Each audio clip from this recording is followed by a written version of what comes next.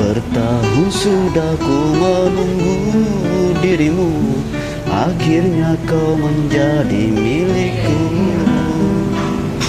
Sukarnya untukku melupakanmu, karena kau ku cintai selalu. Tapi sayang, kehadiran kekasih lamamu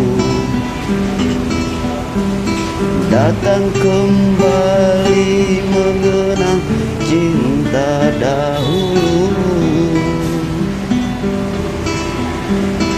Mengapa ini semua harus berlaku? Apakah ini semua karena diriku, sedangkan aku cuma watak dalam percintaan. Tak sanggup aku melepaskanmu. Kau ibarat terperangkap di tengah lautan, tak tahu mana arah untuk kau menuju.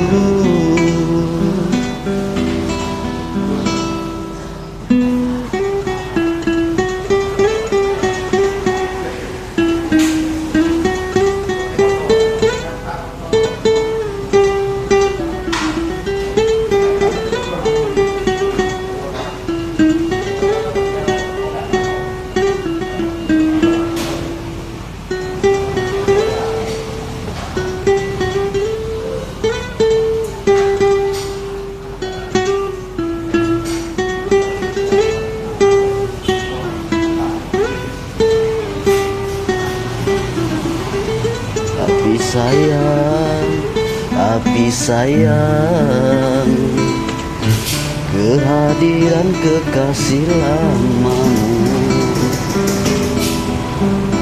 datang kembali mengenang cinta dahulu.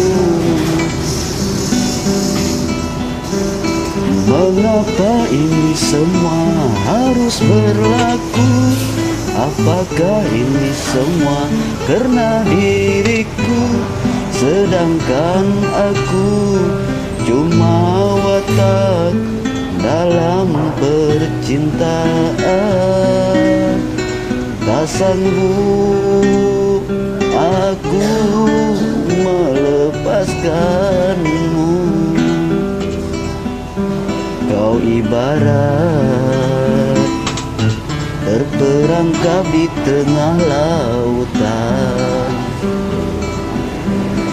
tak tahu mana arah untuk kau menuju. Jika kau pinta untuk melepaskanmu, terpaksa aku turutkan. Mungkinkah ini suatu pengajaran di dalam percintaan?